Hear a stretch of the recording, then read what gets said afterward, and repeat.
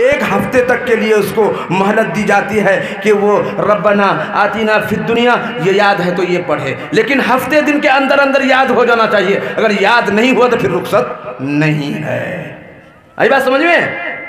सब आदमी खोल खोल के बारे कैब ये मसला मसाले बात की बात है। तो रही ये बात कि ये ज़्यादा सख्त इसलिए है, इसीलिए आलिमों की ग़ीबत ना करें, आलिमों की ताज़ीम करें, आलिमों की इज्जत करें। आलिम ने आपकी रहबरी दुनिया में किया है और आखिरत में भी करेगा। अल्लाह के हबीब सरकार दो आलम अहमद मुजतबा शाह हरम हुक्मरान अरब आज़म फरमा रवाए दो आलम सैयद सकलैन शहनशाह कौनैन इमामुल अंबिया ताजदार बतहा गुम्बद खजरा के मकी व मकान यतीमों के वाली गरीबों के मौला भटके हुए का रहबर फ़ख्रे रुसुल जिगर गोशे आमना यतीम अब्दुल्ला दाई हलीमा के राय दुलारा जनाब मोहम्मद रसूलुल्लाह सल्लल्लाहु अलैहि वसल्लम ने फरमाया, क्या फरमाया है कि ग़ीबत जो है से सख्त है। और फरमाया कि जो कोई शख्स इससे नहीं बचता, आलिम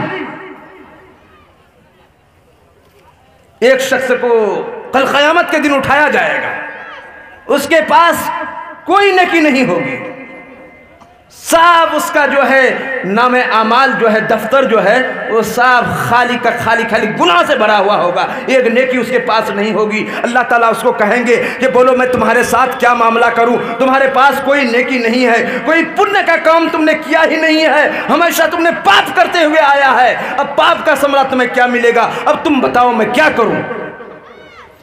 वो शख्स अब क्या कहेगा? वहां तो अल्लाह के सामने टस से मस नहीं होगा।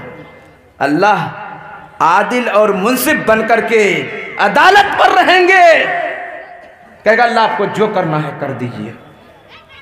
अल्लाह तो अब बहाना ढूंढते हैं कि जिस बंदों को मैं अपने हाथ से बनाया हूँ, बड़े मोहब्बत से बनाया हूँ, बड़े मोहब्बत से इसकी ज़िंदगी के ज़रूरियात मैंने पूरी किया, इनको आँख दिया, इनको कान दिया, इसको दांत दिया, तमाम ज़रूरियात का सामान दिया, अरे ना जाने बेहतरीन ब्यूटीफुल बीवी दिया,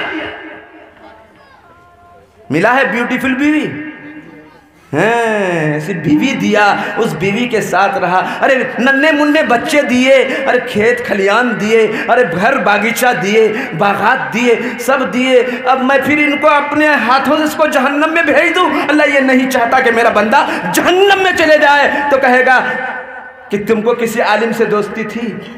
मेरे साथियों, नौजवानों, आलिम की बेइज्जती करने वाले, आलिमों को हकारत की निगाह से देखने वाले, कुरान को इशाअत करने वालों की मजाक उड़ाने वाले, कुरान की तालीम की तहफ़्फ़ुज़ करने वालों की धज्जियां उड़ाने वाले, जरा गौर से सुन लो। वो शख्स कहेगा, अल्लाह कहेगा किसी आलिम से दोस्ती थी? क्या नया अल्लाह ने, किसी आलिम से तो हमको दोस्ती नहीं थी। क्या नहीं थी? अच्छा, उस आलिम के कोई दोस्त था, उसके दोस्त से दोस्ती थी? कि न अल्लाह मैं आलिम से बहुत चिढ़ता था, मैं उसके लिए भला बुरा बोलते रहता था, जब भी वो दरवाजे पर बोड़ा लेके आता था तो मैं कहता था भाई काम नहीं मिलता है, खाली बोड़ा लेके आते हैं, जाइए यहाँ से। मैं इस तरह धुतकार देता था, आलिम से हमको दोस्ती नहीं। क्या आलिम के दोस्त से दोस्ती है? कि न आलिम के दोस्त से भी मुझको दोस्ती नहीं है। हाँ, आलिम के दोस्त से मुझे ताल्लुक था, मैं जाना आना करता था, उससे दोस्ती थी। तो अल्लाह कहते हैं कि चलो आज मैं तुमको उस आलिम के दोस्त की दोस्ती के सदके में मैं तुम्हें माफ कर दिया। जरा गौर से सुनो, क्या कहेगा?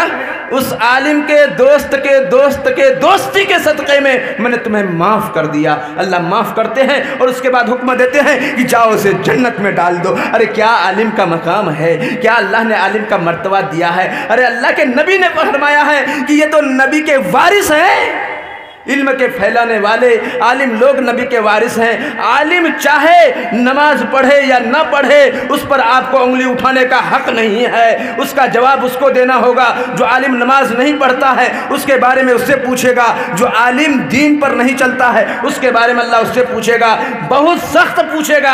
आलिम की पकड़ बहुत ज़्यादा है। कल क़यामत के दिन अल्लाह पूछेगा कि तुमको मैंने ज़बान दिया था, तुमको मैंने सलाहियत दी थी, तुमने तकरीर किया था, लोगों लोगों को अपने तरफ बरूफ कर लेते थे। तुम्हारी तकरीर मशहूर में होती थी, लोग मशहूर हो जाते थे, शहर अंगेज होता था, लोग तुम्हारे तरफ मुतवज्जह हो जाते थे, तमाम लोगों को अपनी तरफ खींच लेते थे। तुम्हारी नीयत क्या थी?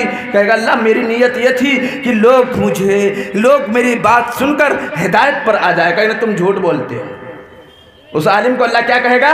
तुम झूठ बोलते हो। तो फिर क्या करेगा? अल्लाह कहेंगे, सूरह यासीन की आयत है, ख़तमल्लाहु अला क़ुलूबिहिम ख़तमल्लाहु अला क़ुलूबि अयक़तहा। अल्लाह ताला उसके ज़बान पर मोहर लगा देंगे, उसके ज़बान पर मोहर लगा देंगे।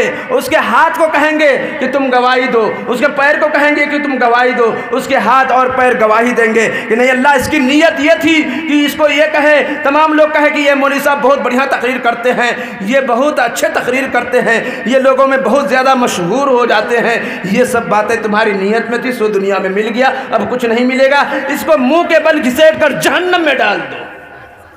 आलिम को भी जहन्नम में डाला। तो फिर क्या कहा कि उस आलिम के बदौलत मैंने तुम्हें क्या कर दिया? माफ़ कर दिया। फिर अल्लाह ताला कल क़यामत के दिन दो ऐसे आदमी को उठाएंगे जिसका दफ्तर नामे अमाल सिर्फ स्याह होगा, एक नेकी नहीं होगी, पूरी दुनिया पूरी ज़िंदगी जुल्म करता रहा होगा। इसीलिए कहा किसी जालिम में कि पूरी ज़िंदगी जुल्म किया हूँ, मरने के बाद भी एक जुल्म और करूँगा, पूरी ज़िंदगी जुल्म किया हूँ, मरने के बाद भी एक जुल्म और करूँगा, ये कि मैं कंधों पर चलूंगा, तुझे पैदल चलाऊंगा,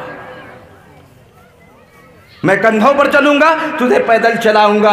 तो क्या कहेगा? दो शख्स को उठाएगा, कोई नेकी नहीं होगी, उसको कहेगा कि जाओ तुम दोनों जहन्नम में चले जाओ। दोनों दौड़ करके, सुनिए जरा गौर से, दौड़ करके जहन्नम के तरफ जाएगा। एक दौड़ता हुआ जाएगा, उलट के नहीं देखेगा, दूसरा उलट करके देखेगा। तो अल्लाह फरिश्तों को कहेंगे कि जाओ दोनों को बुला के लाओ। दोनों को बुला के लाया जाएगा। शख्स से पूछेगा कि मैंने तुमको कहा कि जहन्नम में चले जाओ, तुम दौड़ कर क्यों जा रहे थे, ताखिर क्यों नहीं किया? कि तो इससे अगर हो सकता था मैं तुमको जन्नत में भेज देता, तुम दौड़ के क्यों जा रहे थे? वो कहेगा अल्लाह ताला ज़िंदगी में मैंने आपका कोई हुक्म नहीं माना, आप कहा नमाज पढ़ो, नमाज नहीं पढ़ा, आप कहा कुरान पढ़ो, कुरान नहीं पढ़ा, आप कहा ज़कात दो, ज़कात नहीं दिया, आप कहा हज करो, हज नहीं किया, बेशुमार आपके मैंने हुक्म को तोड़े हैं, कोई हुक्म पर अमल नहीं किया। आज जबकि आज मुझको आपने हुक्म दिया कि जहन्नम में चले जाओ, क्या मैं आज भी ताखिर करता? इसलिए मैं भाग के गया कि आज कहीं खुदा के हुक्म की तामील में ताखिर न हो जाए, खुदा मैं इसलिए दौड़ के जा रहा था। क्या ये बात है? क्या अल्लाह ताला यही बात है? तो जाओ तुम जन्नत में चले जाओ, अल्लाह जन्नत में भेज देंगे।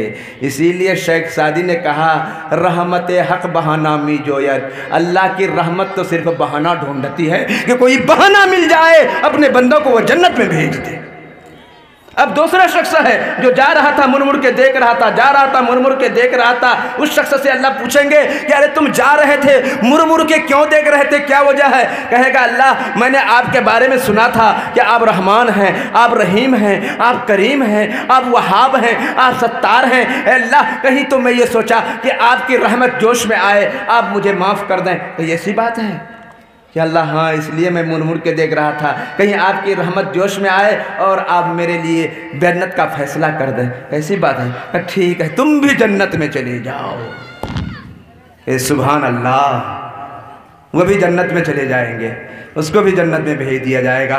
तो बहरे कैफ हम लोग जन्नत से आए हैं, जन्नत में जाएंगे, ठिकाना मेरा जन्नत है, जन्नत में जाएंगे। लेकिन जन्नत में जाने के लिए ये थोड़ी सी कंडीशन लगा दिया अल्लाह ने, उस कंडीशन पर अमल करना होगा, तब आप जाकर के आप अपने असली जगह पर पहुंचेंगे, जन्नत में जाएंगे। वो कंडीशन यही है कि आपकी ज़िंदगी आज़ादी की ज़िंदगी नहीं है। जी चाहे तो लॉकेट पहन लो, जी चाहे तो चैन पहन लो, जी चाहे तो बाली पहन लो, ये आज़ादी की ज़िंदगी नहीं है। इस्लाम जो कहता है उस पर अमल करना होगा, उस पर चलना होगा। ये कंडीशन पर अगर अमल करोगे तो फिर अल्लाह तुम्हारे लिए जन्नत का राह हमवार कर देगा और तुम्हारा ठिकाना जन्नत बना देगा। आज मुसलमान कान में बाली पहन रहे हैं, हाथ में बलिया पहन रहे हैं, खुदा न खास्ता राजस्थान में काम करता है, कान में बाली पहना हुआ है, नाम क्या है, नयरुल इस्लाम है, और वो मर गया राजस्थान कान में गैर लोग हैं, गैर लोग आकर कहेंगे ये हमारा आदमी है, मुसलमान कहेगा नहीं ये मेरा आदमी है, दोनों में लड़ाई हो जाएगी।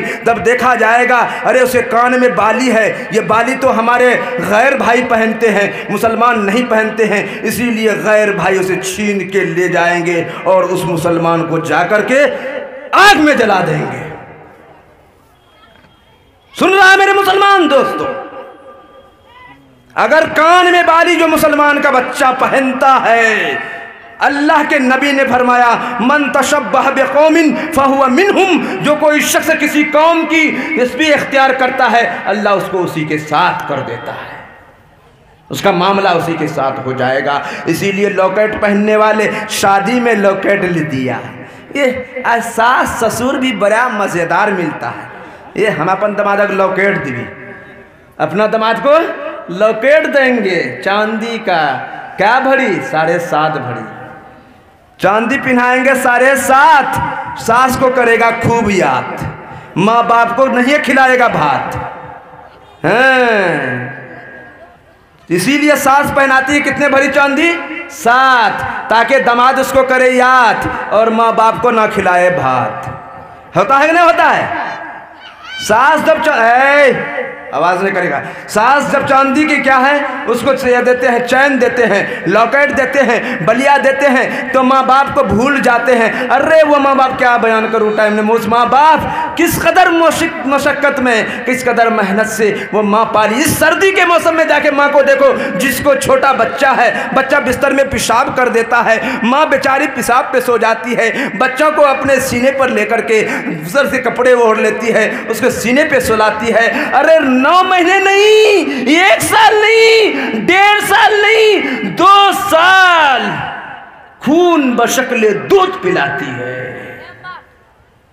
खून बशक्ले दूध पिलाती है। दूध कहाँ से बनता है? खून ही से बनता है, वो खून से दूध पिलाती है। इतने अगर बीमार हो जाए, पूरी दुनिया सो रहती है, ये दौड़ दौड़ के डॉक्टर के पास जाती है, डॉक्टर ना मिले गाड़ी वालों के पास जाती है, गाड़ी वालों को तैयार करके इस ठंड मौसम में, कड़ाके की सर्दी हो, टेम्पू पर और टोटो पर बैठकर डायरिया डॉक्टर के यहाँ लेके जाती है। कितनी परेशानी से उठाती कर उसको परवरिश करके जवान जब बना देती है, तो वही बेटा कहता है, डांटता है, झड़पता है, और बीवी को अगर 1-2 बात अगर माँ कह दी तो बीवी के साथ लेकर माँ को मारने तक तैयार हो जाता है। क्यों मारता है बताऊं? इसीलिए कि वह मुकम्मल तरीके से इस्लाम में नहीं है। अगर मुकम्मल तरीके से इस्लाम में होता, हदीस और कुरान को पढ़ता और समझता, तो माँ के हुकूक को जानता।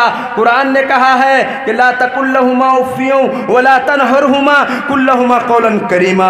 कुरान ने कहा है, अगर कुरान पढ़ेगा तब ना जानेगा कि कुरान ने कहा है कि माँ बाप को उफ तक भी मत कहो, उसे झिड़को मत, यानी ऐसी बात मत कहो कि उसके दिल में तकलीफ पहुँचे। माँ बाप की बद्दुआ को खुदा के अर्श तक पहुंचने में कोई हिजाब नहीं है, डायरेक्ट बद्दुआ पहुंचती है। इसीलिए जिस औलाद को बद्दुआ लग जाए वो कामयाब ना दुनिया में ना आखिरत में हो सकती। क्या बेटा टाइम करीब है क्या? तो उसको ना दुनिया में ना आखिरत में कहीं नहीं सुकून है। तो आज ये हो रहा है कि नहीं हो रहा है? बोलिए, अरे नौजवान साथियों बोलिए ना भाई। माँ बाप टुक टुक करके देखते हैं और बीवी को लेकर के मज़े से गोश्त मछली खाते हैं। दिल में नहीं होता है कि वह माँ मेरे लिए कितनी तकलीफ़ उठाई थी, वह माँ मेरे लिए कितनी मुशक्क़तें उठाई थी, कैसे कैसे परेशानियों से 2-4 होकर के मेरी परवरिश की थी, अरे दूध पिलाई थी, और 9 महीने किस कदर लेकर के फिरी थी, कैसी तकलीफ हुई होगी।